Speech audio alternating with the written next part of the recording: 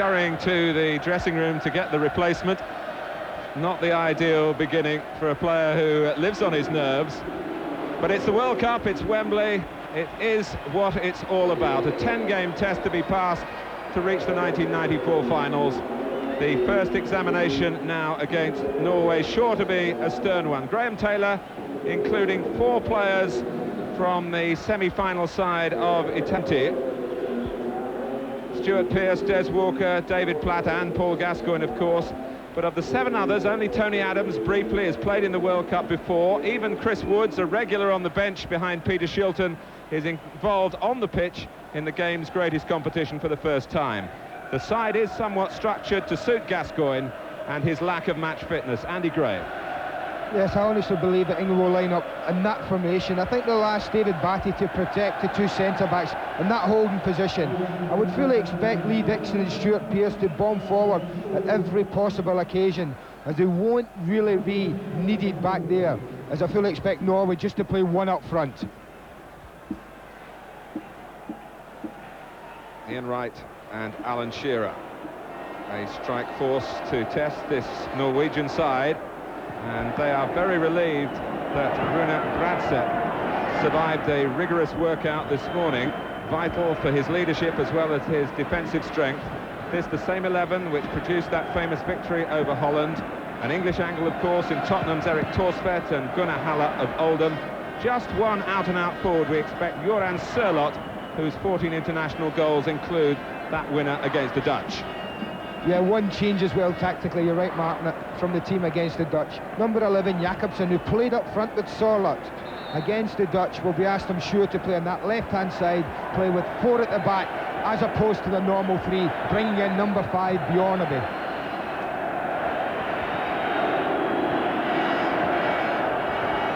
Well, FIFA are adopting a worldwide policy to help standardise refereeing. Arturo Bricio Carter comes from Mexico City. I'm sure it will be of no influence tonight, but the Carter part of his name can be traced to grandparents who hailed originally from Liverpool. They get everywhere, those Scousers, don't they? They really do. Well, Paul Gascoigne, the Pied Piper to the fans throughout the land. He's shown again the unhappy knack of putting both feet in it off the pitch, but when those feet make contact with a football, he's in his natural surroundings. The bigger the occasion, the better he likes it.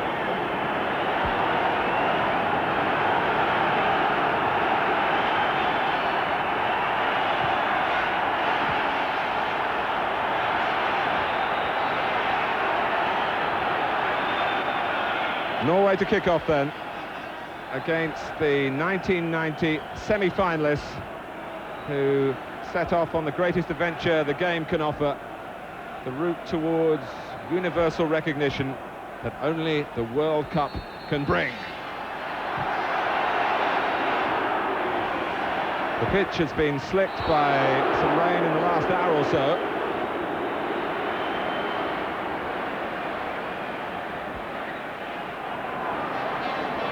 Gascoigne has pushed right up into the Norwegian half, just behind the 2 front men, and he's obviously got freedom to roam and rove, and you would expect Shearer and Wright to do likewise.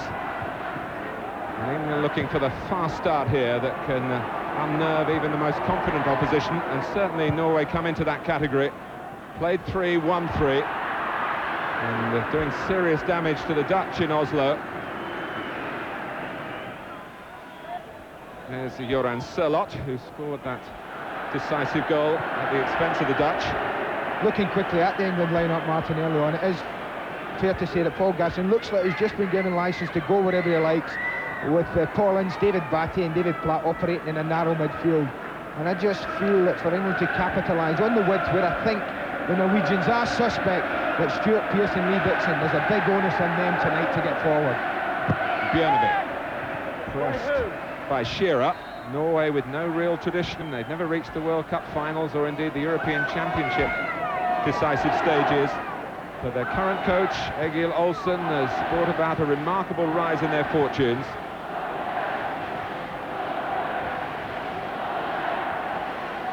It's Bjornaby with the throw. And Undoubtedly the senior players lifted for Norway by the experiences at Peterborough last night of the under-21s, who got their first win over England at that particular level and deserved it. Here's Pearce.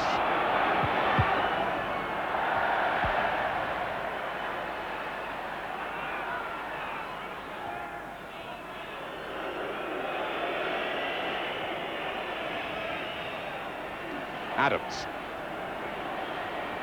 Chance to re-establish himself, rebuild an England career that seemed to have ended with 19 caps in the past.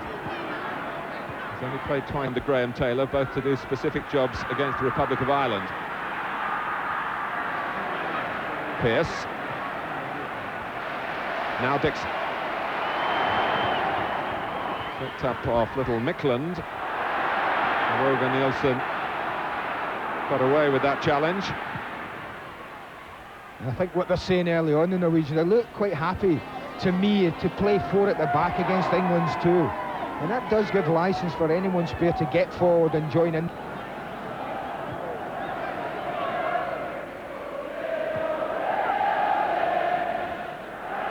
Walker, who's been settling in Italy in a defence that hasn't been the strongest. Sampdoria have conceded 8 goals in the 4 league games that Walker's played in. Here's Wright, and it's Platt for England. Just couldn't reach it. But a real boost of confidence, isn't it, from an England point of view? The 3 people you would expect to open them up, the 2 front men combined very, very well. Lovely little diagonal run, and great awareness from Ian Wright, and that's what David Platt's in the side for. But the conditions just rob him of the chance. But wasn't that typical David Platt? And although Gascoigne, we talked about the freedom for him, Platt has other responsibilities in the middle of the pitch, but, well, I don't think he'll be too rationed in his arrival in those areas. I think, as I say, I think only David the one who's asked to be more disciplined than any of the others.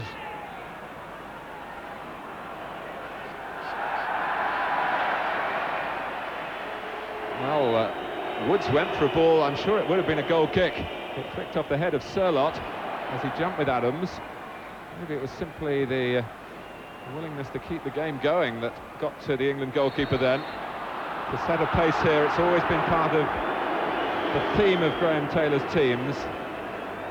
To play the match at a quick tempo, forward pass if possible. That's not to say just to thump it forward, but to take the game to the opposition. Bradsett, whose fitness overall must still be in some question. And how ironic that Norway might be troubled by a player operating in a game played at the weekend. England, for once, had the luxury of 6 days together. I'm just looking at Paul Gascoigne. He wants to get involved in everything. He's actually playing up front in a 3 up front situation at times. There's Gunnar Halle of Oldham Athletic, who's had some success against Pearce in club football this season, and did well against England's captain here. Just a little warning, wasn't it, to Stuart Pearce? I know at Oldham, Mark, they're very keen to get Gunnar Halle in a recent game at Boundary Park, playing against Stuart Pearce. And I think the scoreline that day, the score that day, Gunnar Halle had a big part in that game. So Stuart Pearce will remember it. I'm sure the Norwegian bosses remembered it as well. Surlott. Right. And the ball goes the way of England. The linesmen, incidentally, both come from Spain. And as I said at the start, we have a Mexican referee, just as we did in the climax of the Cup in Rome.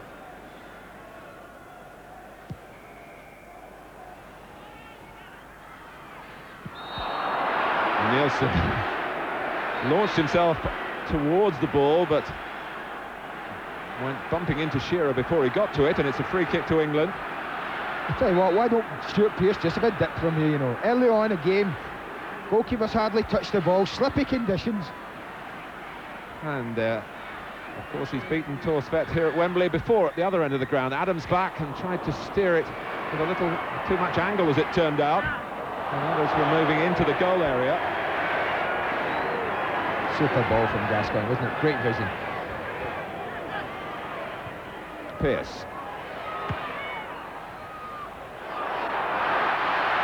Gascoigne, his mere presence improving the attendance here, which won't be the biggest that Wembley has had for a major match, but never bigger than it would have been if his name hadn't been all over the papers this morning and on Graham Taylor's team sheet when it was announced yesterday.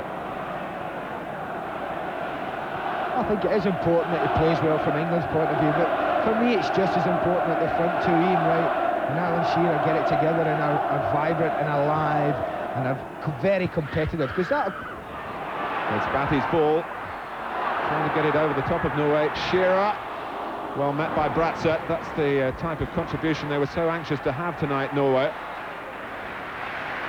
What I was saying there, man, if the front two click for England, that would be more important, I think, than Paul Gascoigne playing well. Ray Wilkins was right when he said earlier, I think with all the hype, people might tend to expect too much from Paul, but that man in the picture, Alan Shearer and Ian Wright, are bang on form. We know what to expect, and we should expect something like that tonight from them.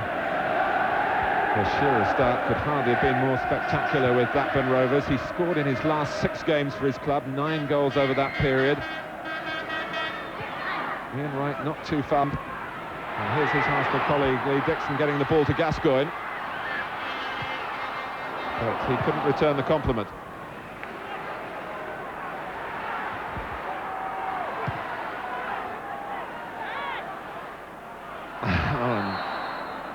That has to be called a foul throw. It slipped. It's greasy, as I say, with the rain that's really only been coming down in the last hour or so.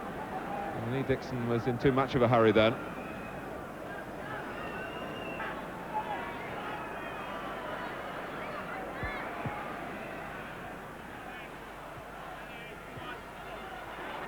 Well, that's good news for Wales.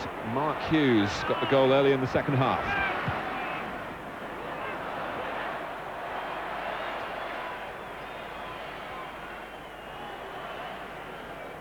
And that's not the kind of areas we really want to see David Platt operating in tonight.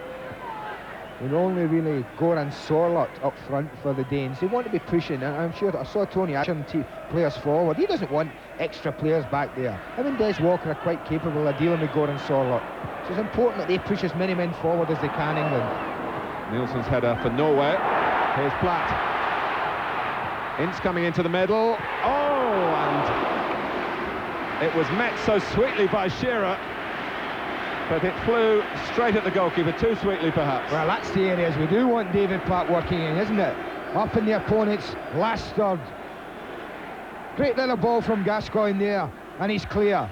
Pulls a great ball back here, and the man in form, Alan Shearer, can do no more than that. It's a very powerful header, but Eric Torsford's very happy to see it come straight at him. And what was also looking good for England, 3 players attacking the cross. Ince and Wright were there as well. Well, you talk about the expectations that England have for Gascoigne. They're not really diminishing his approach to the game. He has the capacity to rise to the occasion. Gascoigne with the golden touch. He started well. Paul Ince playing for England for just the 2nd time.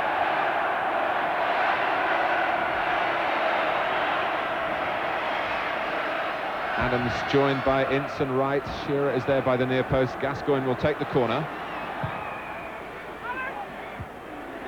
Shearer got to it.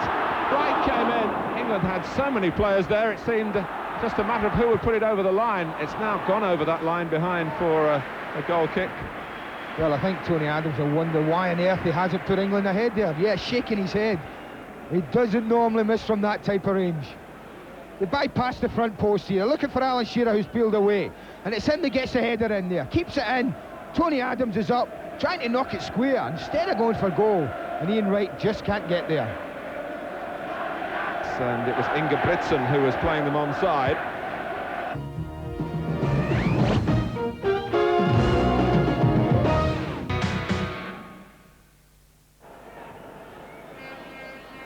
It's a flick from Platt, met by Bratzett. Adams. Wright couldn't pull the ball down.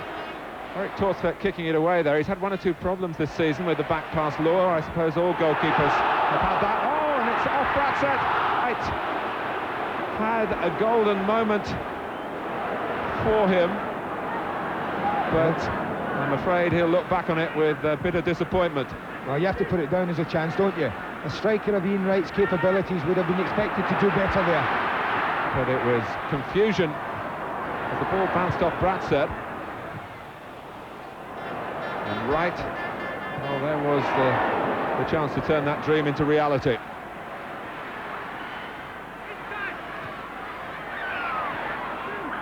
Platt trying to prevent the pass from Mikland. Two involved again here, and Mikland releasing it, but not at the time that suited Sørloth and Jakobsen, who were working hard to make a forward position, but had just lost their concentration for an instant.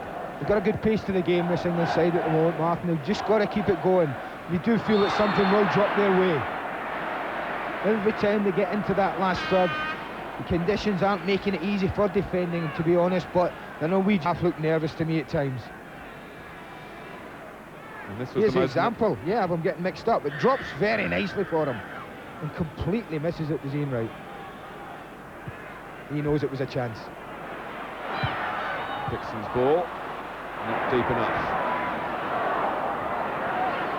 Norway here before, on one occasion in 1980, beaten 4-0. The players came with their cameras to get snapshots for the family albums. It was a tourist trip. Of course, they tried hard in the game, but they didn't expect a great deal. They didn't get anything. But this is a different kettle of fish. This Norwegian team, bound together by the organisation of Egil Olsen, the coach, an eccentric character in many ways. Right. Well, he can head it back that way. Just, if it was much lower, it might have been counting as manifest, which could have meant a yellow card for Nielsen and an indirect free kick for England. But the referee taking a sensible view of it.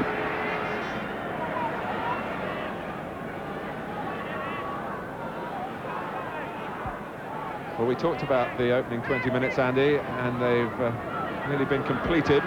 And although England have shown plenty of promise, it's still 0-0. Yeah, it's a first big milestone if you're in the Norwegian camp. 20 minutes, they'll have said, if we're 0-0 at 20 minutes, we can go from there. Tapping for me, from England, to suggest that their confidence should be high. They won't be too disappointed that they haven't scored, because they've created 2 or 3 good openings. All they've got to do is keep going at them, because they really don't look secure at the back, the Norwegians. It's another attacking wave here with Platt. Anyway, down to 10 men.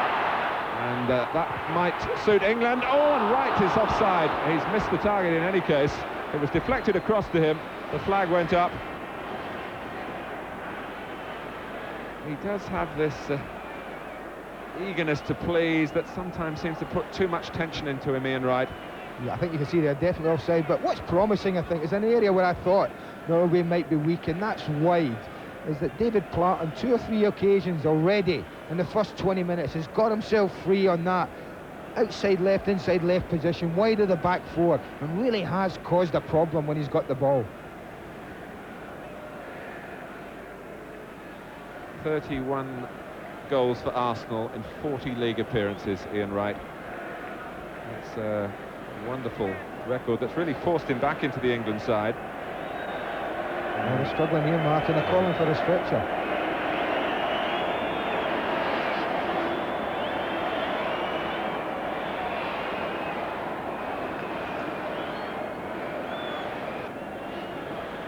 Look, Tom, and his players don't often, when they go up and come down like that, they don't often stay down unless they've had a nasty blow.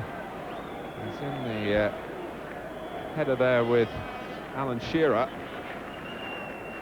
There honestly didn't seem to be any contact in the air. I just wondered if when he landed,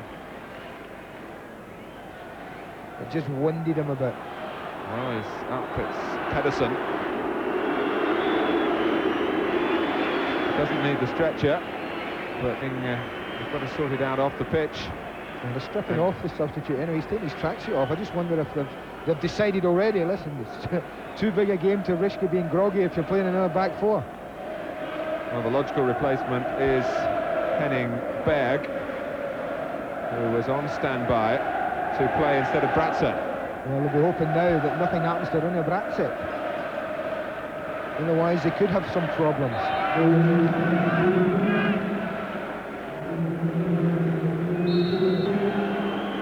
It's only Berg's 4th international appearance. He played in the summer against Scotland.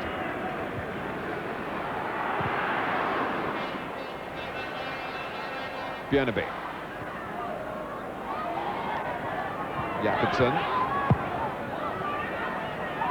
So looking at Adams rather than at the ball. Adams wasn't distracted. It was Rectal who got a foot to it. Ince. Back from Shearer. David Batty goes with aggression with that bristling haircut.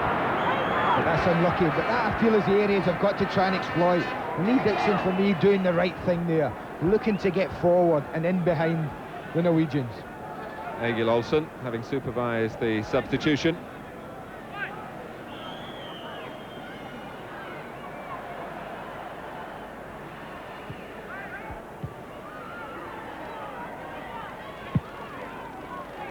Lee Dixon was taken off at half-time in Spain to give David Bardsley an opportunity. I think the feeling in the England camp is that Rob Jones, if he can get fit again, and he's played a reserve game this week, I understand, for Liverpool, has the opportunity to be England's first-choice right-back.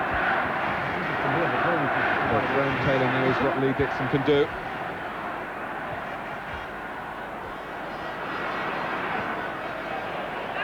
The medical bulletin on Pedersen, problems with his nose and with his teeth. And Berg, his replacement.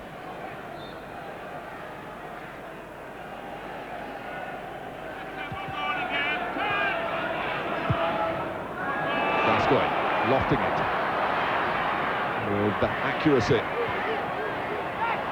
He's up in support as well, and he gets a free kick. A little bit of showboating with Gunnar Haller. Well, it's still there, isn't it?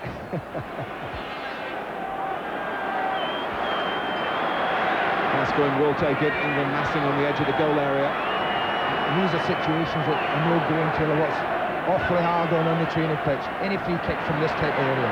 Just watch the movement in that box.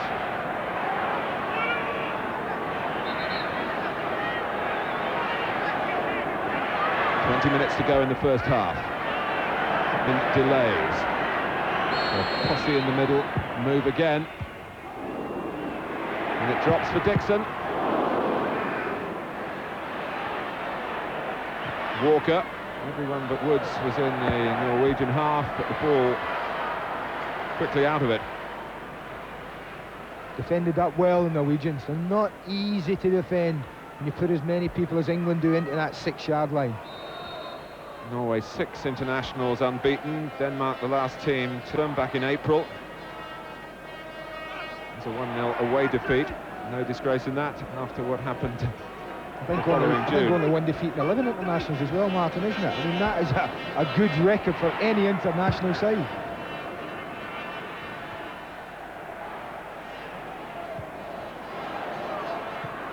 Shearer.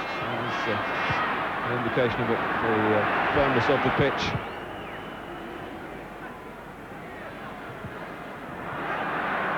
Begins to get the better of Jakobsen in the air. This Woods wasting no time in kicking it, and that was a wise decision because Sherlock was going to try and close him down if he elected to have the second touch.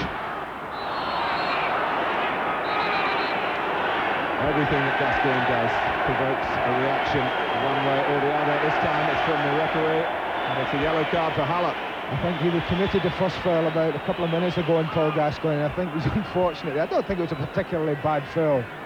No affection there from Paul Gascoigne, but I think committing 2 such fouls in quick succession. The referee of sarcasm. Oh, definitely.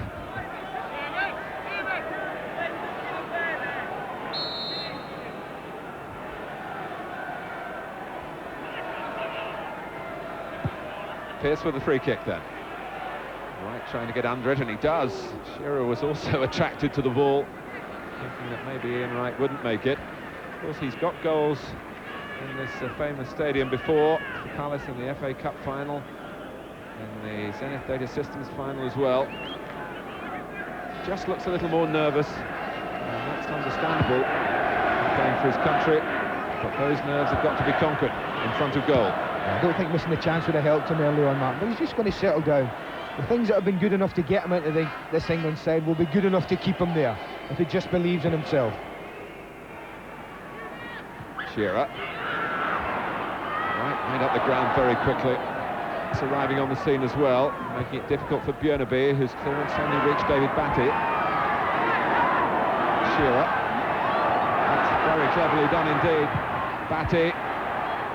And Wright couldn't attack the ball. Torsvedt was looking anxious. It was a cross deep and dropping away from the goalkeeper. Lovely play between Shearer and Batty.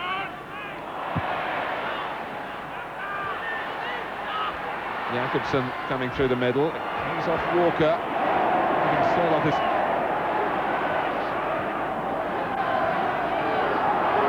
Pearce trying to overpower Göran Sørloth. And now the referee steps in again, but not initially to produce a card, but to give a free kick to Norway. Sometimes when one player from one side has been booked, it's a natural reaction for the referee to feel that he's got to follow suit. Well, they're getting ambitious, Norway, because 2 against 2 at the back. If England win this quickly, they could be really on. Came off Haller, and it's a goal kick.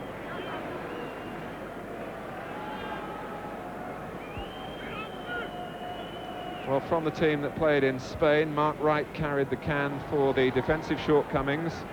David White, Nigel Clough and Andy Sinton also omitted. And the replacements, Tony, David Batty, Gascoigne, of course, and Ian Wright. Norway able to pull on a more settled approach. It hasn't given them total comfort here. They wouldn't have expected that.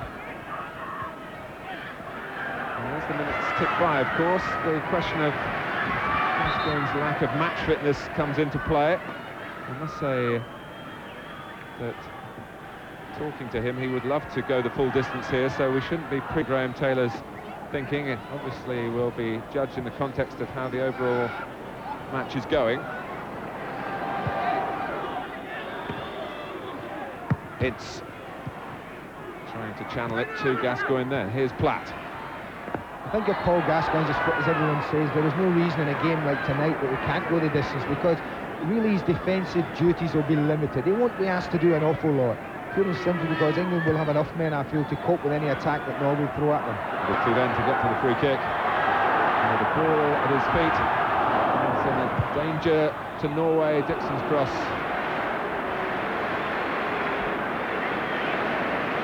Gascoigne's really become a talisman for England in the World Cup. The last time he played in the competition, of course, the tears in Turin.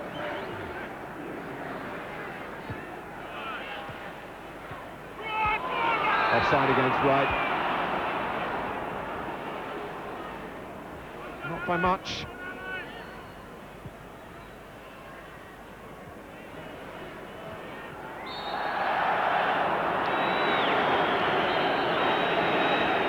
Eric Micklund, not much of him, but he's a very busy midfield player. This is Björneby, and that's rocketed into the outside of the goal.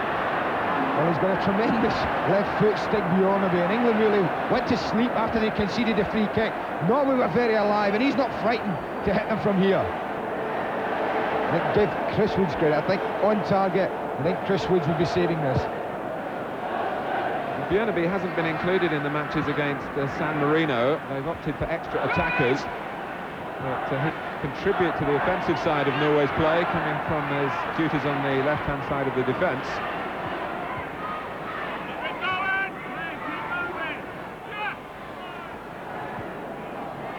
Dixon.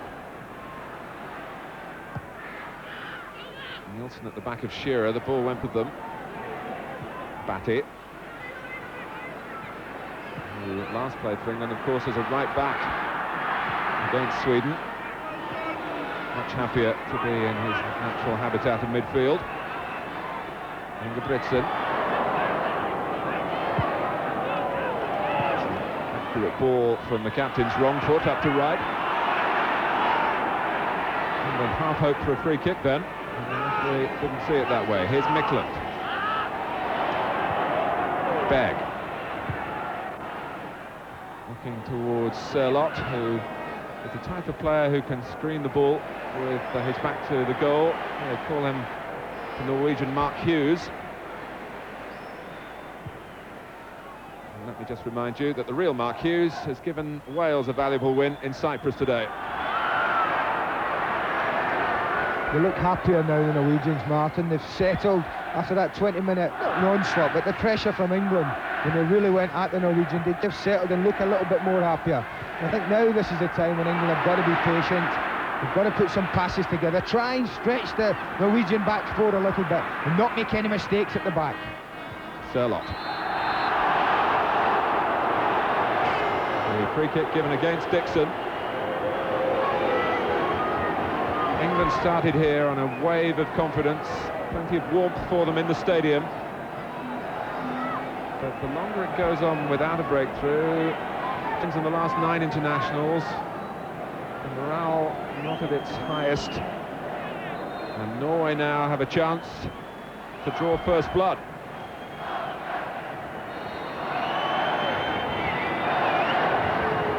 Ingebrigtsen is there, Sørloth, and the left-footed Nielsen. It's Ingebrigtsen, and Chris Woods pulls it out of the air in the nick of time. Good height for him though, this is, Chris Woods. Nice height for him to take. It was well hit, and the reason it didn't produce a goal, really, it wasn't quite hit hard enough. Certainly the direction was good, just skimming the hair of the players in the wall. But Woods, remember, making his World Cup debut, although it's his 36th international. He's had to wait a long time. Yeah, he's been patient, hasn't he? Header from Jakobsen and then Sørloth. Jakobsen again. But as soon as England get the ball, Norway take up their shape. It's very much this way in the under-21 game last night. The number 8 Rekdal does a good job for the Norwegians. He's the one that prompts the play. Someone said he was like the Norwegian Ray Wilkins. In many respects he is, and as soon as they lose the ball, he gets straight back. He has a look round, sees where Paul Gascoigne is, and he heads off into his area, because Paul's the one who's normally the spare one. Batty. Ince. Gascoigne allowed to turn. Opts to take another turn, finds a handball, not given, perhaps because England had the ball in any case. And Norway come out with that strong line of midfield players again, and they support Sørloth. It was aimed for Haller, but Adams saw it coming. Oh, Mick very nearly won it back when England might have been caught having to turn. Instead, Batty ploughs on.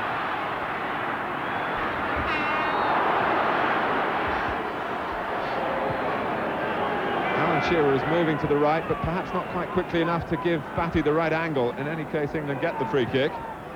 It's exactly what he was looking for. A little bit of width on the right-hand side. There was none there for David Batty.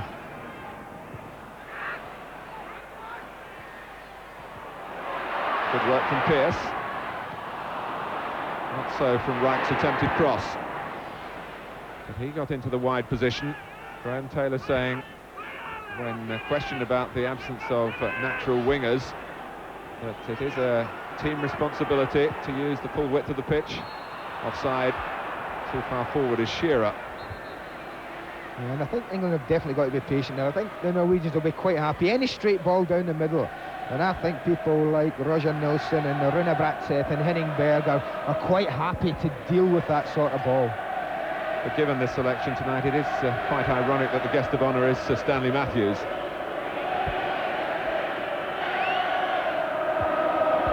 But, as it has been pointed out over the last 24 hours often enough, remember 1966 and the so-called wingless wonders. Batty.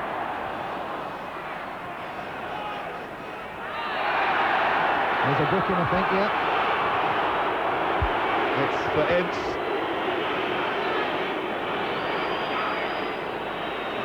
David Platt, coming the senior citizens to try and calm down a much younger, in terms of international experience, teammate. Ince at times can be reckless, and it was an ill-judged tackle, even though in the end he hauled in the ball. Both feet flailing. He's certainly picked a team of competitors, as Graham Taylor, hasn't he? I look at this side, I see people like Tony Adams, Stuart Pearce, Paul Ince, David Batty, Paul Gascoigne, even Alan Shearer and Ian Wright. Every one of them real competitors and have a real desire to succeed.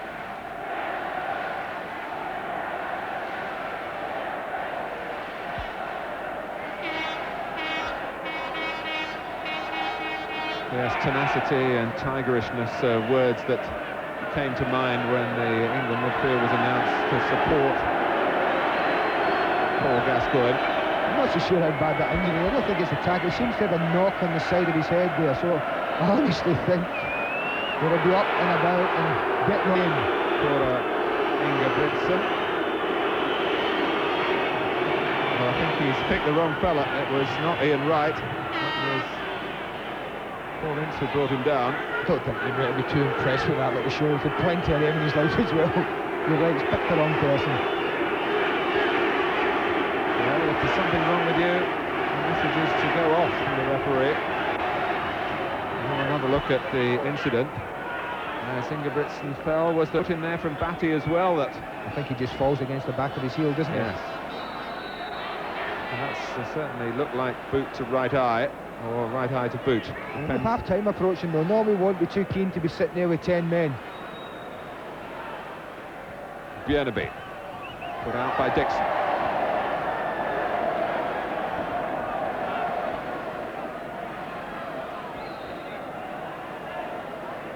Well, I'm sure Norway were prepared here for the physical of tonight's game.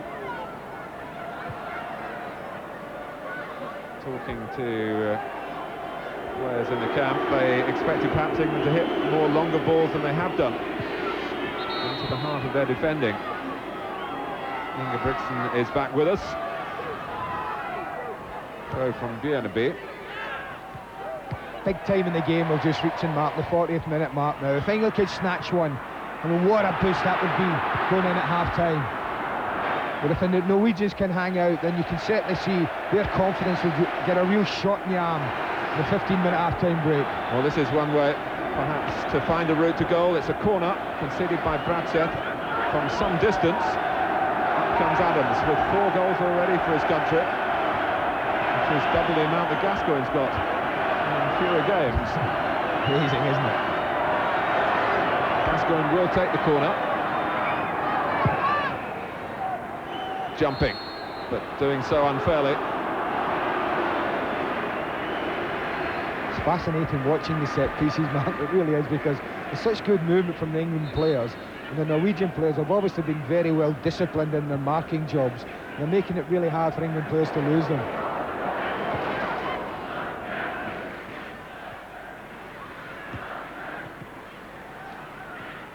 Ince beating Mikland.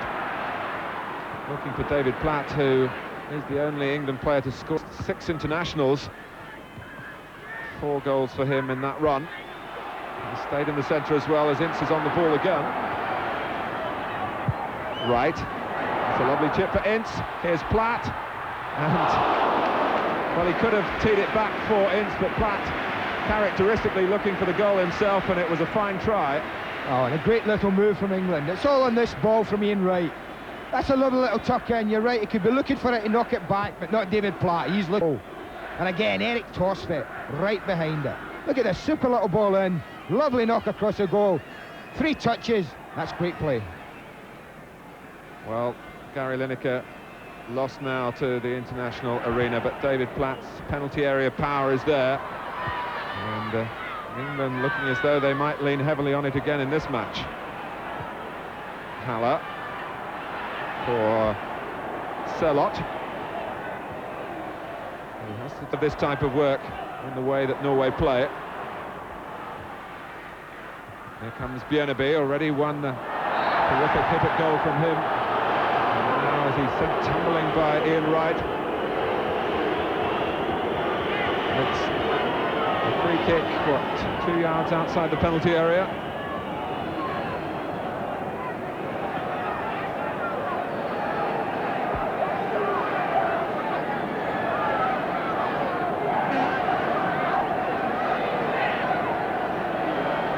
Ingebrigtsen and Nielsen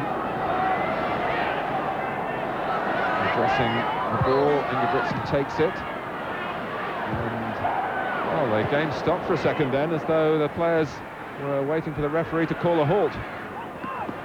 Good header by Pearce, the clearance completed by Shearer. Well, what I think happened is he was trying to get the wall back and hadn't blown his whistle, and I think they took a quick free kick, and everybody just stood around. No goals here. Any other World Cup qualifiers of particular relevance?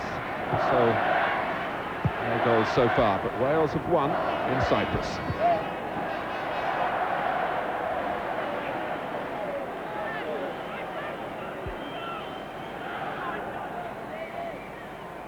Two minutes left in the first half, and a little bit of stoppage time on top of that with the injury to Pedersen.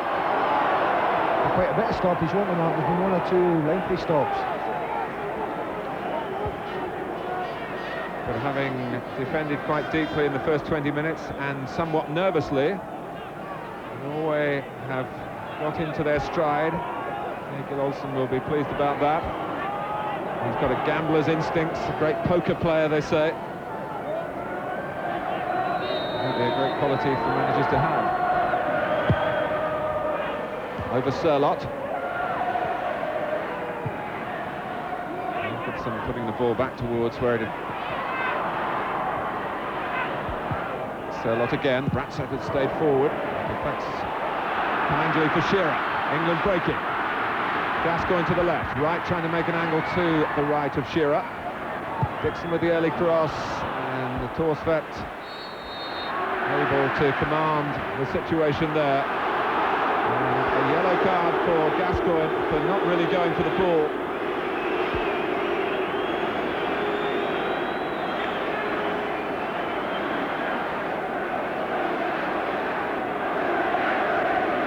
You see it here, I mean, this is food and drink for the goalkeeper.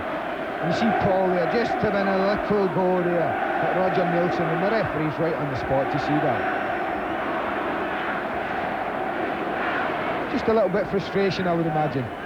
Well, it's not what you want to see from the country's most gifted individual, the elbow being brandished there.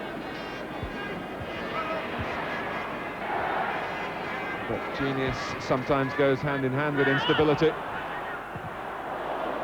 Chris Woods having to worry a little more than he would have liked to get the ball away. I just wonder as we approach half-time, Martin, if it goes 0-0, if we go on 0-0, will Graham Taylor try and change it? Will he try and alter it this early in the game? Will he try and look for a little bit of wood? He has Paul Merson and John Salako on the bench, and it must be something that is going through his mind. Will he judge the half on the first 20 minutes or the last 20 minutes? Well, I don't think in a particular part, but they had any real great width. Adams off his head, so although it looked an awkward situation. It's good defending that, Martin, though, from Tony Adams. I think he felt he knew he had to win that ball. It could have been a foul either way. In fact, it's been given in Bratseth's favour.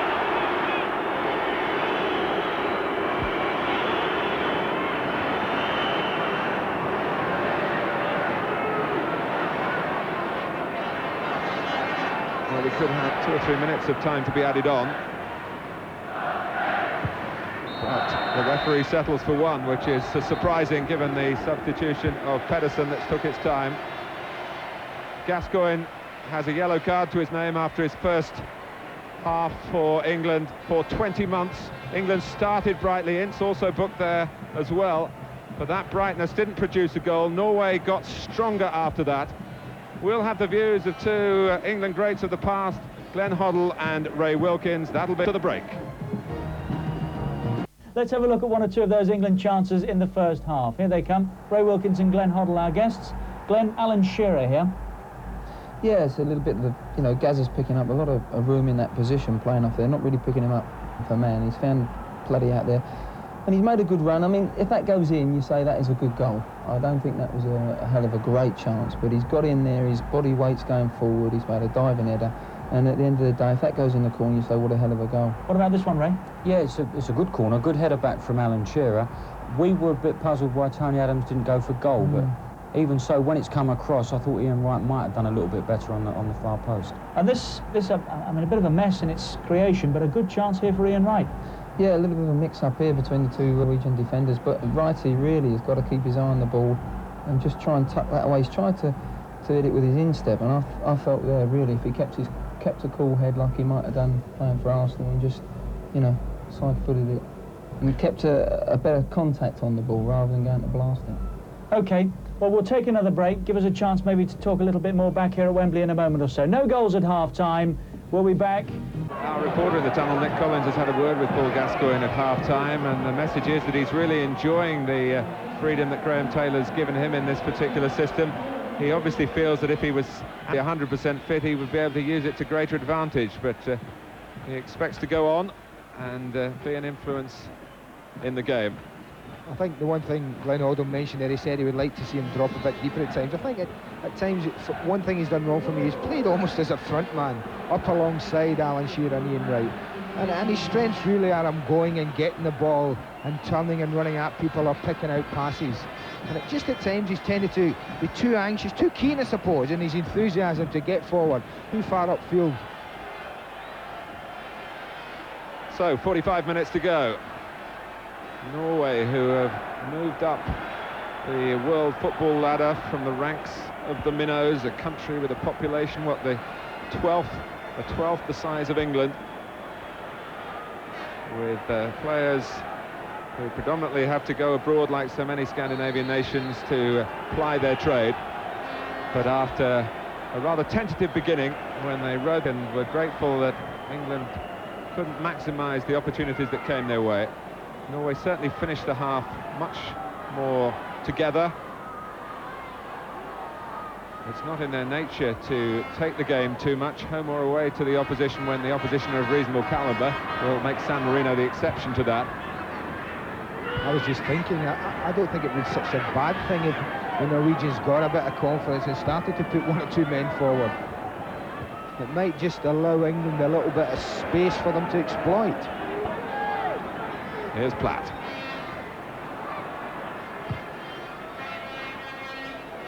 Well, it was the type of forward ball that perhaps Graham Taylor would have instructed his midfield men to play. Alan Shearer that time couldn't take up a position to reach it from Platt. One thing Andy and I were talking about at half-time that Norway have done particularly well, Gunnar Halle knowing all about Stuart Pearce. And Pearce hasn't been able to get any of those buccaneering runs going down. Halle's kept him in his sights. Here's Adams. I mean, if I honestly had Stuart Pearce on my side, Martin, I'd be screaming for him to get forward. When England have the ball, I wouldn't be worried about where Gunnar Halle is or what he's going to do. You see these marauding runs that Stuart makes when he plays for Nottingham Forest, and I just don't see enough of them in an England jersey, and I'd love to see him do that, because he'd frighten the life out of the Norwegians, as he does many English club sides.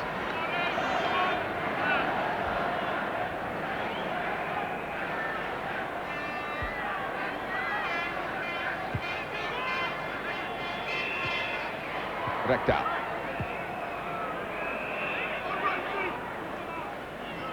There are signs on the far side of the ground that John Solako is limbering up.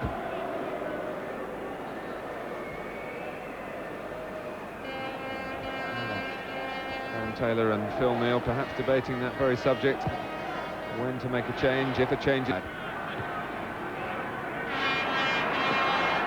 Certainly would be a rethink if Norway got a goal, and they've got a free kick right on the edge of the D. In an area where they have the firepower as well to trouble Chris Woods, if they connect with one. Minnie Jakobsen, who never stops talking, is a real personality player. He really does epitomise the bounce in the Norwegian psyche. Certainly beyond the line in this up, looks like it might fancy this, but they have many options there, the Norwegians. Ingebrigtsen, we've seen before at set pieces in the first half. Serlot as well. Dixon, 4 players. I think Wilson showed us a glimpse of that shooting power against San Marino, didn't he? But it's Bienabe, well blocked by Dixon, who contributes a second time. England out. And it's Gascoigne who's dragged Bradshaw across. And it comes off Norway's captain to Batty. Gascoigne again, trying to slide it through to Shearer. Ingebrigtsen, who ran over the ball before the free kick was struck, wouldn't have expected to be back in that corner of the pitch quite as quickly. England came out with pace and menace. But the Norway side didn't half get back well in numbers as well. Showed a great desire to get back and try and hold in. Managed to do that. Just held up Paul Gascoigne enough for the rest of the team to get back in there. Well, that's a vital match in this group, and that's a very interesting score with Poland flexing their muscles. Still in quite a section. Shearer, one right, it's skipped away in front of him. There's no failing on Wright's part in that. Just couldn't get there quickly enough. Yeah, great early ball. He knows that as a striker. You all played in early, in between the space, between the back four or the defenders and your goalkeeper. Alan Shearer produced that cross. The conditions didn't help being right. As soon as it hit the ground, it skidded away from him.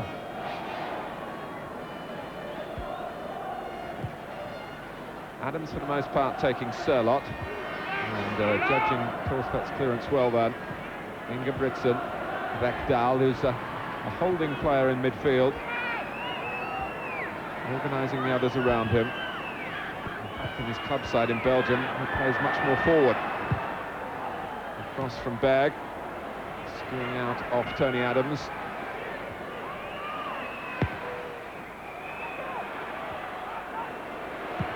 Shot from Rekdal, and it was a fine try.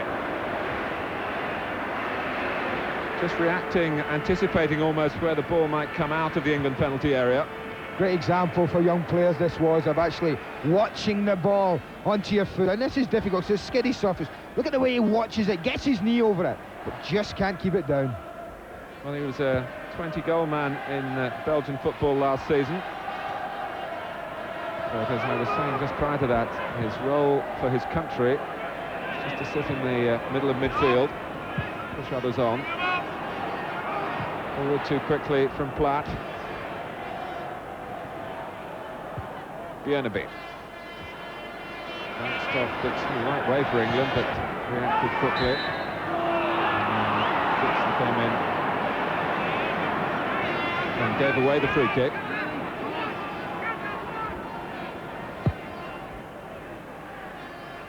It's a long, long road, this qualifying group. Bigger groups for the World Cup this time.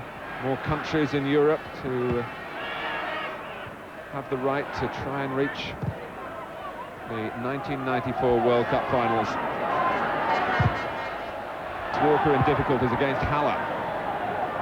Gascoigne.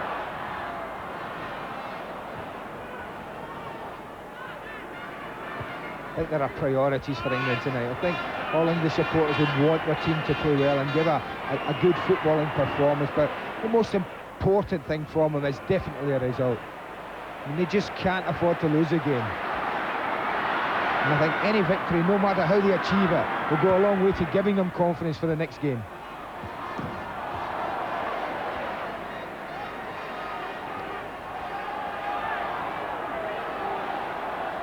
Here's Batty. Now Pearce. Norway holding the line on the edge of the area. And Wright quickly challenged by Berg.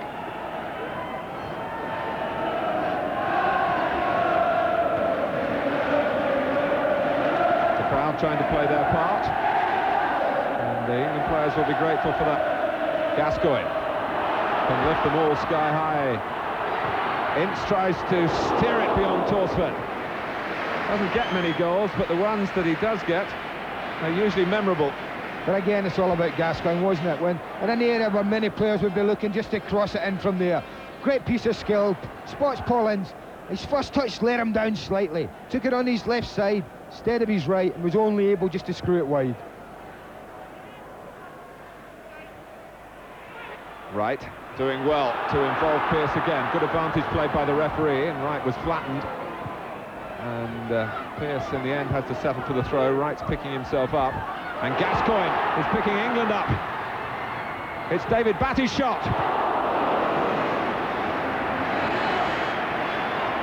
Well, that's the message, isn't it? Get the ball to Paul Gascoigne in a one-on-one situation. Look at him, urging the fans, come on. Perhaps he knows he hasn't got an awful lot of time left in this game, Martin, because he certainly started the second if he means business. And England are getting their shots towards goal, but not in the goal. First inch, then Batty. Gascoigne at the heart of both attacks that carried much greater weight. Platt.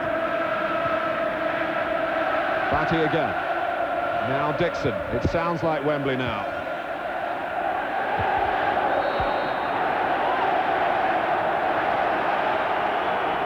Crowd of just over 50,000. It would have been a lot less if Gascoigne hadn't been picked. We all know that. But he's not just here for the box office. He's here to get on the ball. Free kick to England. Not Gascoigne's responsibility this time. He joins those in the centre.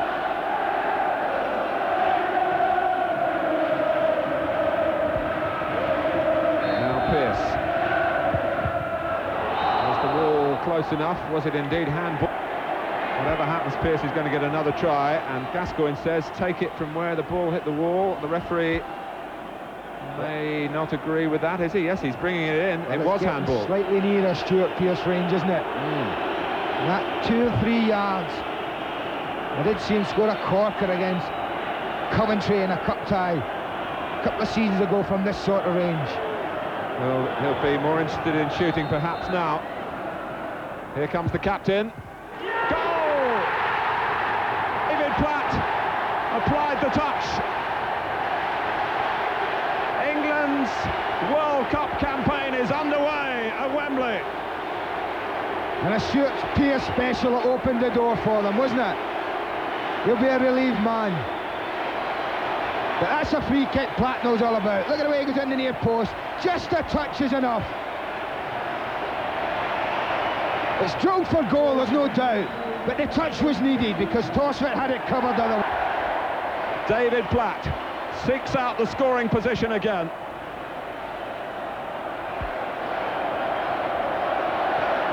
England 1, Norway 0. Now this will test the Norwegians. We've had just over 10 minutes in which the signs were there before the joy was here for England.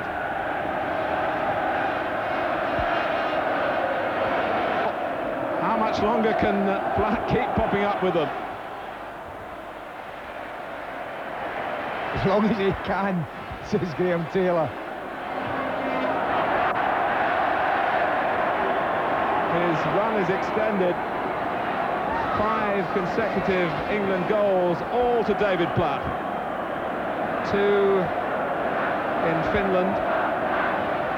You think back, the only goal in the European Championships, of course, the one here against Brazil, the finals got underway, and now, in the context of the World Cup, one of the heroes of Italia 90 for England, as we look towards USA 94.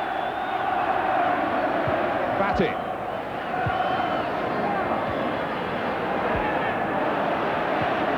Batty's header, Gascoigne. Pratt's in the middle again. Gascoigne taking Bratseth on. 2 players, both straining for fitness, both straining for the ball. Well, if anything, guy looked fitter as well, didn't he? You'll need a rope to get him off. Well, this is now, there's a spring in the step now with England players. There's suddenly new belief there. They're 1 up, the crowd are behind them. Another goal now would surely see them home. Gascoigne's corner, Torsvett is nowhere! Oh, it's headed off the line by Micklin to stop Shearer making it 2-0. Well, they've got to keep the tempo of the game up now, England. They've got to keep the pace up, not let the Norwegian side settle. Get it forward, play it properly, of course, but get it forward and put the defence under pressure. But Alan Shearer came oh so close there. Eric Torsvett misjudged, but Eric Midtjylland. That's why they put players on the post. Otherwise, Shearer would be celebrating. There's not much of Midtjylland, as we've said before, but it was enough for Norway. Sørloth. It doesn't have to be if you do that job properly, Martin, and he did it excellently.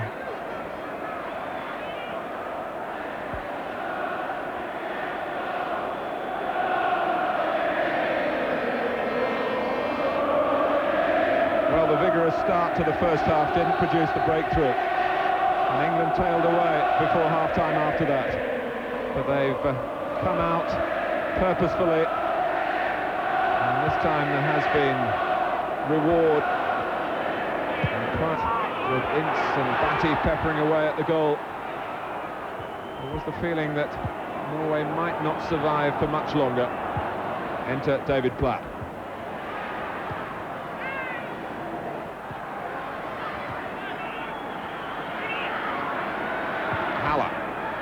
I was also thinking, Martin, at that time, what a difference a couple of yards has made to England. Stuart Pearce with the first attempt at the free kick. He hadn't a shot in his mind. He was looking to play the ball into the area. It moved a couple of yards, and suddenly his eyes got bigger, and he saw glory ahead of him, and he drilled it towards that near post area. And David Platt got the touch. But this is the Alan Shearer one. I actually think it takes a touch after he heads it. Just there, the goalkeeper gets his hands on it, but Eric Midtjylland stops his team going 2 down.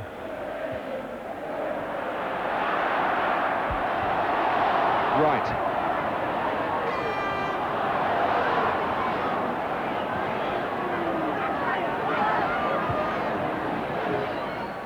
Pearce, now Batty. Gascoigne can turn. Platt had to bend his run to try and stay onside. Gascoigne was aware of that, used width instead. In from Dixon, out from the other number 2, Nielsen. And given the pain that Stuart Pearce has borne with great fortitude from the penalty shootout against Germany, appropriate that he should have a part in England's first goal of the new campaign.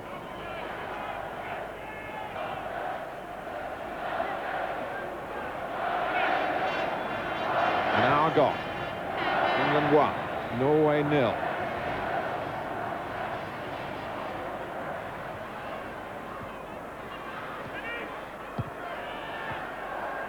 Midtjylland slips in. The sliding interception came from Walker, and Ince couldn't quite stop the whole of the ball crossing the line. Well, now Norway get themselves, they have a problem now. They've got to come out and try and get a goal.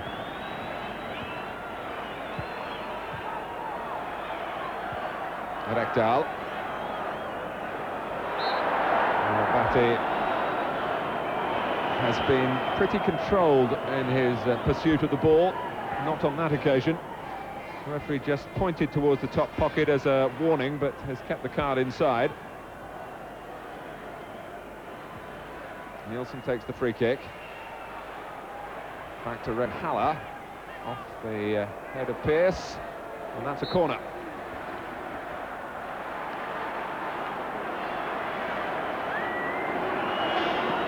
Now it's time for England to put the exultation of taking the lead out of their minds and concentrate on marking the right areas here, keeping the right opponents in their sights.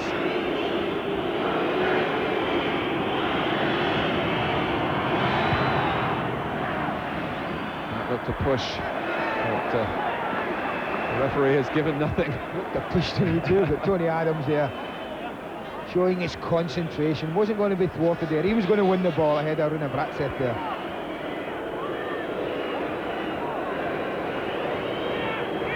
It's another Norwegian corner. Ingebrigtsen to take this one. Bratseth, the usual target, but he's going to get nowhere near it.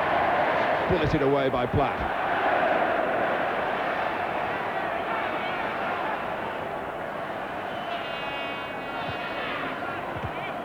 Gascoigne, beautifully done, linking up with Wright.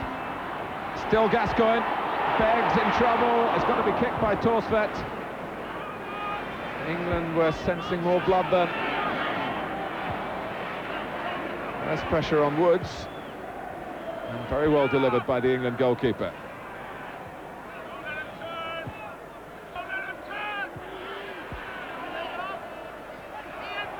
Sometimes if you stand still, you're hard to pick up, really, and that's what Gascoigne's doing, and England are getting the ball to him. I don't think it's a deliberate policy, it's just tired. Batty's attempted cross, and then get only a throw.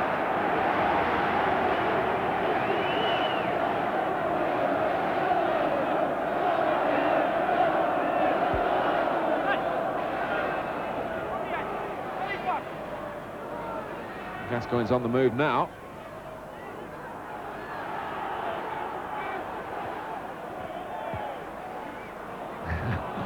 But when fully fit, he would have made a better attempt to try and keep the ball in play. He'll be going through Graham Taylor's mind, obviously now, what is best to do, given that England have got in front.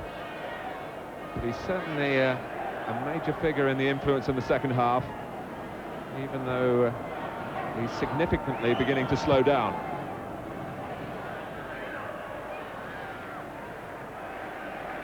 It's all about concentration at the back now for England. They've got the goal, they've played for an hour now, they're 1 up. They've just got to concentrate at the back, not make any silly mistakes, and you can see them actually going on and winning this game. I'm not so sure the Norwegians can produce a goal in normal play if England concentrate and don't make mistakes. They have got in Leonardson, one of their substitutes, a midfield man with more of an eye for goal, who's played inches against San Marino.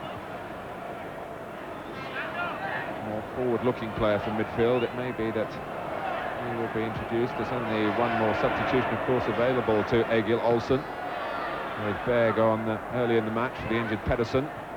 Ingebrigtsen, Batty, nursing all the life out of Norway again. Mikland. Ian Wright following back, and Mikland trying to bend the ball down the touchline. Miscalculating. And I think if he had a substitution in mind early in the second half, he certainly would have shelled it for the time being. Graham Taylor, they don't want the team just to settle now. You know, obviously Paul Gascoigne's the one we're all looking at. How's his legs, how's his tiredness, how are his lungs, is he managing, is he holding his own in there? We won't want a mistake from Paul when he's tired to cost England.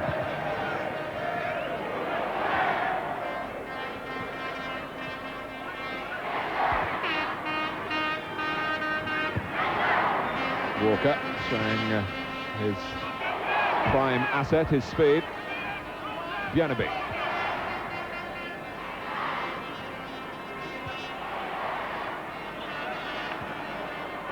Well, if England were to win here and Holland and Poland draw, it would be a good night all round.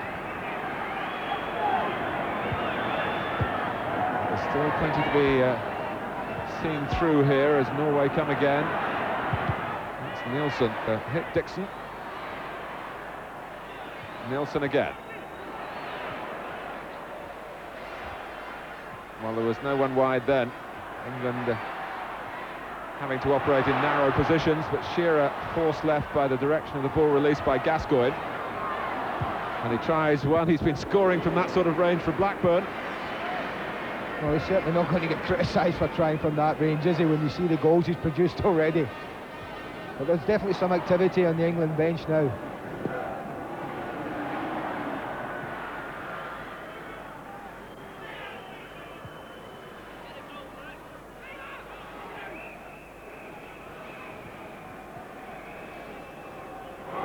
Paul Merson is the player that Graham Taylor is going to bring on, and one would assume that it is for Gascoigne, but we must wait and see.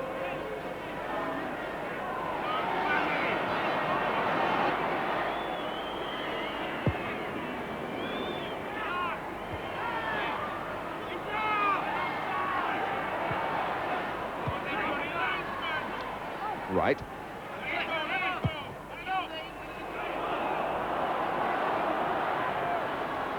Here's Shearer. He's made his own luck. England may make their change. And it's a board that we look at with great interest. It's going to be a corner. It's number 10 that's being held up, not number 8. He's disappointed, isn't he, Ian Wright? You see that as he walks off. He's very, very disappointed, not to say distraught. The team are in front. The chance is given that Norway have got to push out, that England might get other opportunity. But it's Merson for Wright. The Arsenal players shake hands as they cross. And the game will restart with a corner.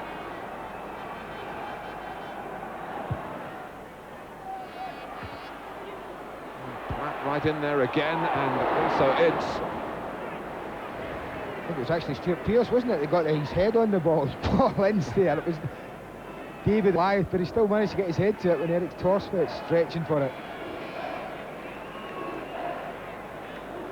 But they're obviously quite happy with Paul Gascoigne's fitness, Martin. That would suggest that taking off Ian Wright and bringing Paul Merson on as a straight swap. Merson's chances of starting the game were limited by an injury that he had when the squad linked up at the end of last week. But Gascoigne still going strong. Flat, Batty. Gascoigne again. Batty for Pearce. Ball waiting in the middle for England.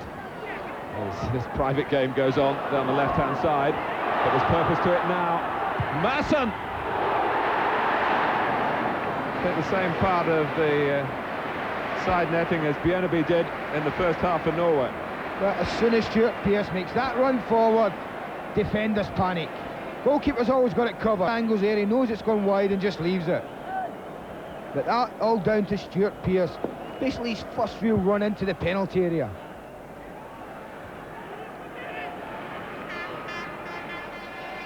Micklin. Now Bjørneby on the burst. Getting the better of Ince. Sherlock hoping for a cross. He might still get it. Jakobsen. Norway committed players into England's penalty area then, as they have to do, of course. That might suit the counter-attack as Kira links up with Batty. Merson, who brings a wide variety of options to England in the middle of the field, and literally wide as well.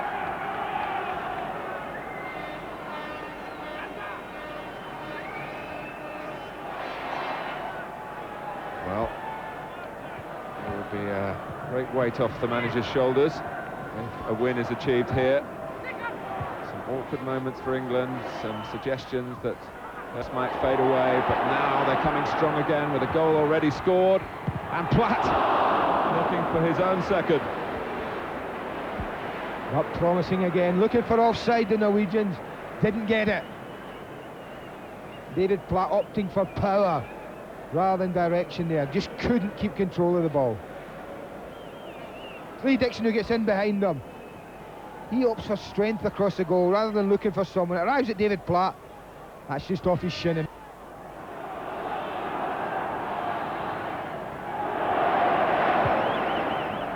Shearer. There's a look about England now, but Gascoigne is moving into pretty uncharted territory in terms of his comeback and the length of time he's operated in matches.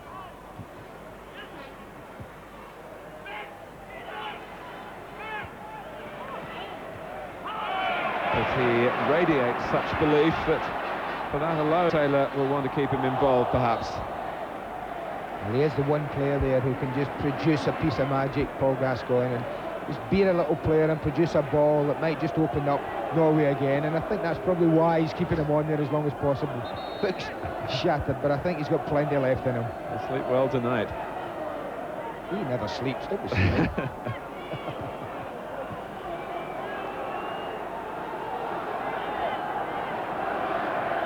That two-man rule that blocked the earlier free kick and allowed England to go, and Shearer!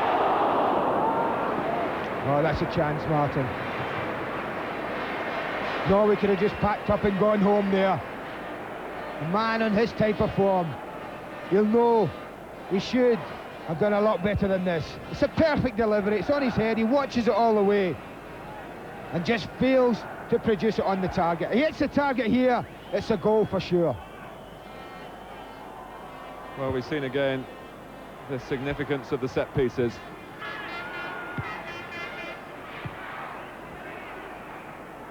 I think that's something that every team that plays against England has to work on an awful lot, because I know England put an awful lot of time into the set pieces.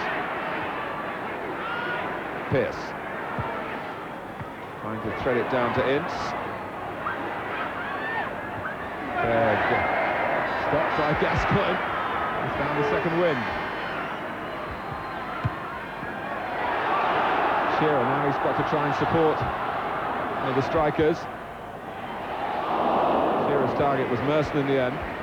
And Paul Gascoigne wasn't too happy. He was just looking for him to tuck it back into his run on the edge of the box. What's he looking for? It's amazing that he's playing. It would be sensational if he scored. Selot.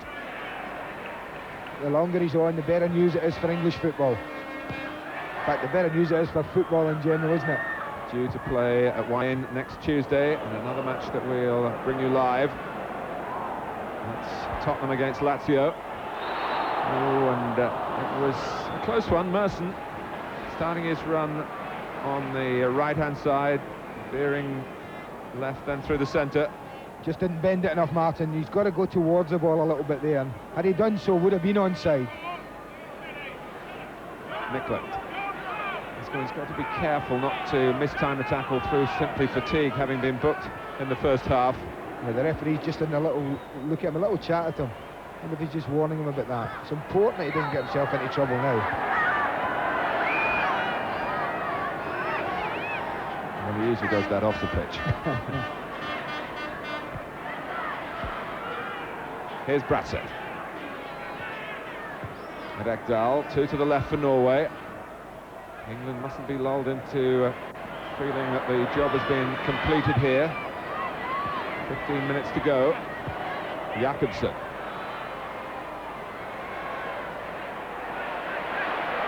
Strong work from Adams. Well defended.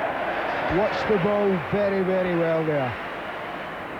Jakobsen wants defenders to commit themselves, and then he can go at them, but Tony Adams kept his eyes firmly on the ball in that situation. Well, his character as captain of Arsenal has been shown so often, but here's Rekdal. It's a great try! Oh, I don't believe it. What a strike that is. He's got no right to shoot from there on that ball, let alone score, Martin.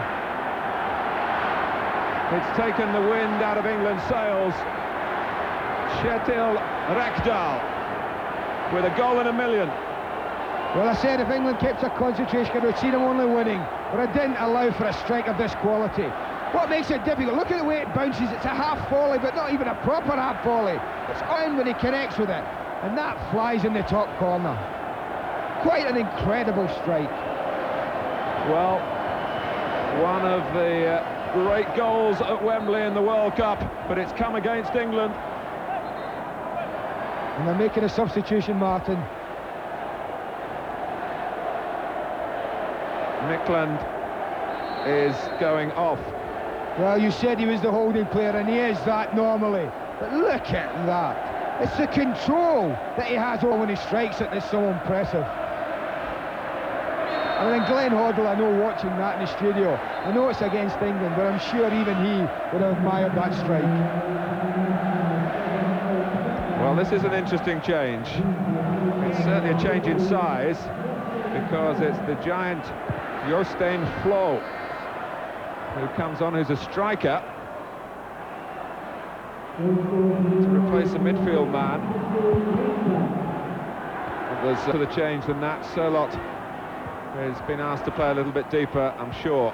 Yeah, I think, let's not get carried away, they're ambitious now. What they've done is they've said to Goran Selot, you're back in Eric Mikland's position in the midfield area, and Jostein Flo has been told to go up front on his own. But what should have really been a 15-minute cruise for England has now turned into a very nervy 15 minutes. Here it is again. Watch the way it comes off the ground. It's about a foot off the ground when he's had to hit it. But he's done very well to still be involved. Here's Pearce.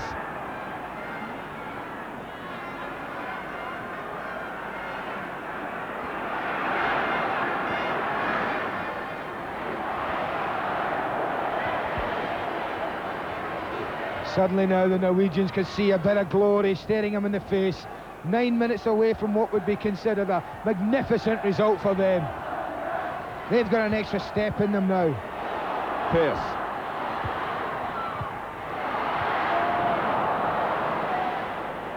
Here's Batty. And again, plenty of life in him. Dixon. Lining up in the middle, and Gascoigne's too far forward and is adjudged offside.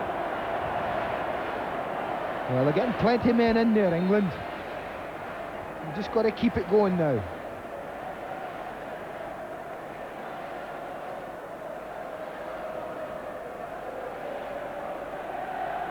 Well, you think back to Alan Shearer's header that was cleared off the line, it would have been 2-0.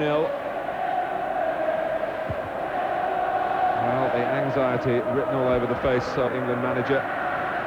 The effects of a draw, the analysis of it, would be perhaps difficult to make a straightforward judgment on. Andy, you've been talking about the importance of not losing now. Well, I think it's vital. I mean, people are saying it's a game England must win. I've never believed that. It was important that they won, but I think it was the vital result was they couldn't afford to get beat against this Norwegian side who had 6 points out of 6. And I still think England can win the game from the position they're in at the moment. And I think the Norwegians they're quite happy with what they've got now.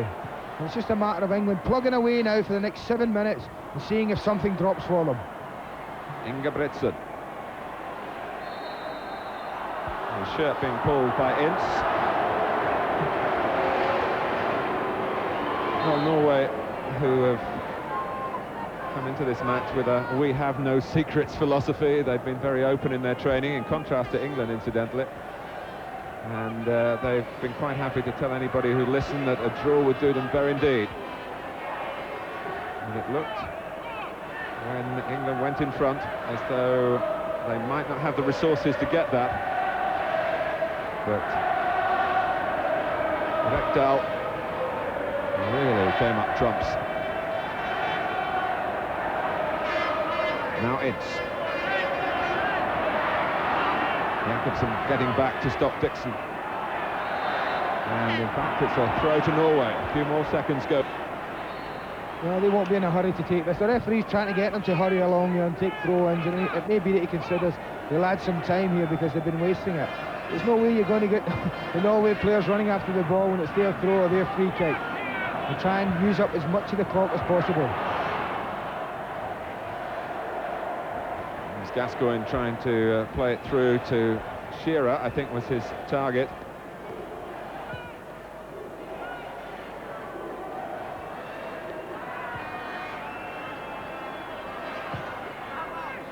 Shearer by clearance by Berg, and just over 5 minutes to go.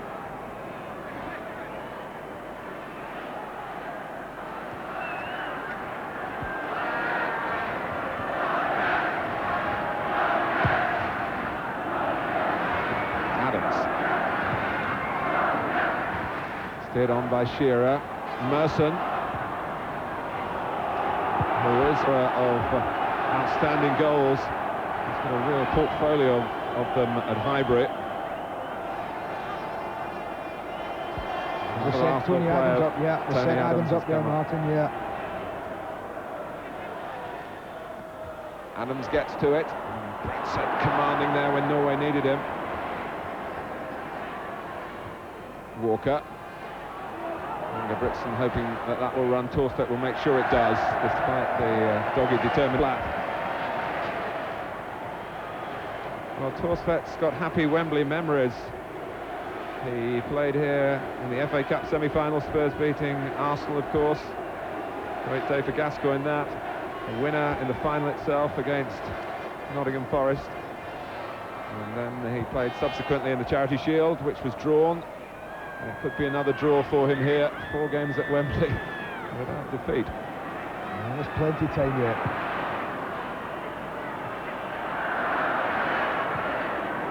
Gascoigne. Skewed away by Adams, and England wanted something rather better than that.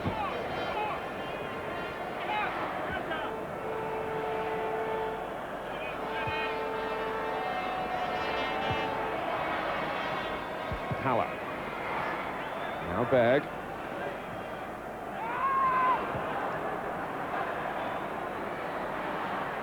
Sørloth.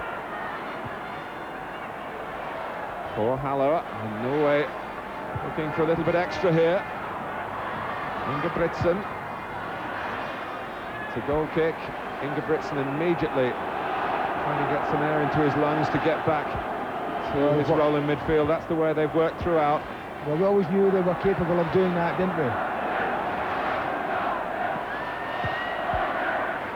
Gascoigne's dummy, beautiful. Shearer. Tired legs now, and Bratseth has some as well, and he settles for a throw. He's limping. They've really asked him above and beyond the call of duty to play in a game where his presence was so vital. Gascoigne. For Pearce, and it's behind. A little disagreement between captain and Gascoigne then. I think what Paul's problem a lot of the time is that he sees so many things, being such a gifted player that the other players don't really see, Martin, and it's unfair at times when Paul's critical of other people. But it was the challenge on Pearce again, characteristic of the way Norway had worked.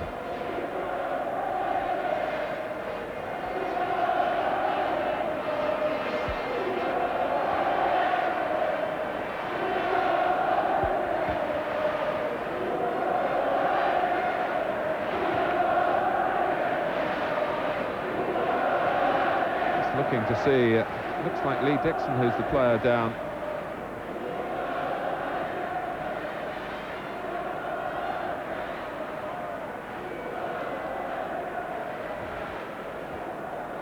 Well, it's giving England the chance to just galvanise themselves if they can for one final effort. What it has done as well, though, Mark, to be fair, it's allowed Rune Bratseth in particular to get his troops, rally his troops. He's had them all together there, a little huddle, his midfield players and his defenders, as if to say, come on boys, one last push. And it looks as if England are going to take one last push. If Lee Dixon doesn't make it. Palmer has taken part in all of the last 8 internationals with so many changes. That's quite an achievement. And he might have a part to play yet, though be it a small one here. Well, Rekdal is going to go home a hero. Egil Olsen will be hailed genius who sorted it all out tactically. But what for Graham Taylor? It's the performance, really, Andy, that will be analysed if the match finishes level. How would you sum it up? Well, it hasn't been a vintage England performance. They played a system that, again, has been a little bit unusual for them, and a system that they've been unused to. No real width in the side, and I think that hasn't helped them at times. But, I mean, I have to strengthen again with you. It was the result was the most important thing for England tonight. Had they gotten beat, then that would be nothing short of disaster for them. I mean, if the scoreline stays the same, they can at least go from here, because this group's going to be very, very tight. And there are 2 countries to qualify, remember.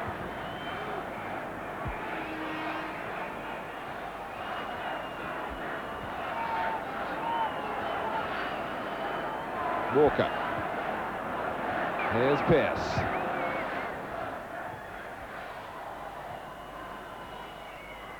Batty has really stuck to his guns in midfield.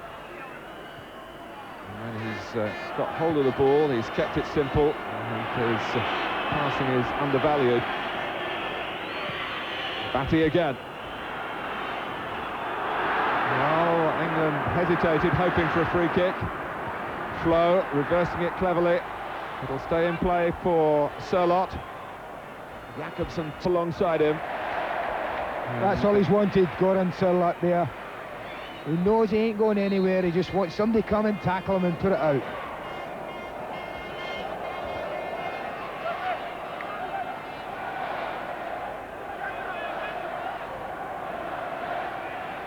Bjørneby with the throw.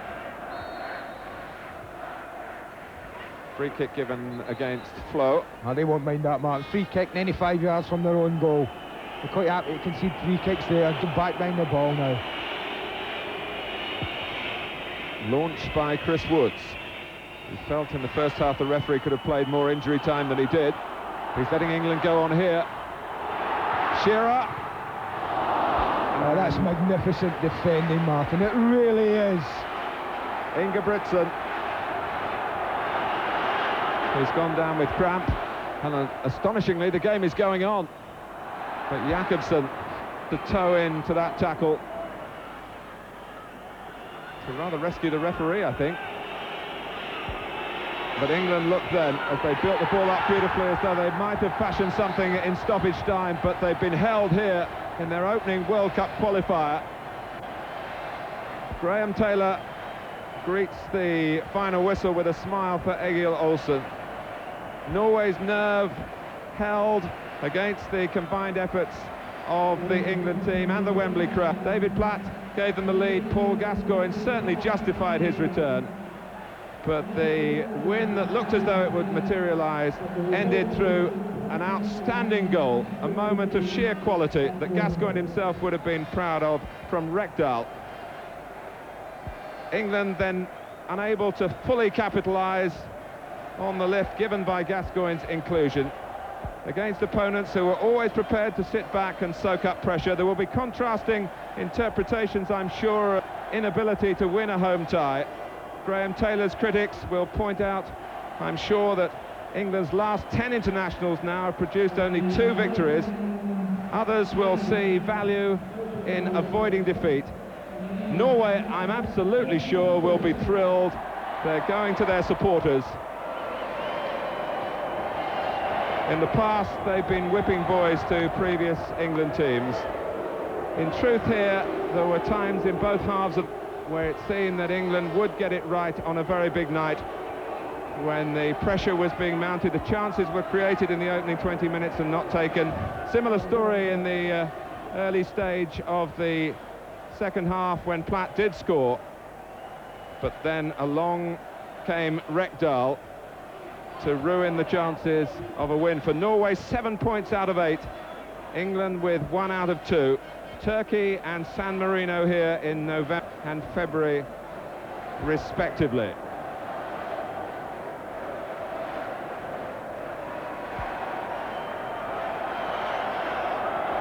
Well, we'll get a reaction now from the England camp, and Nick Collins has got Paul Gascoigne with him. Well, Paul, first of all, on behalf of every English football fan, great to see you back at Wembley.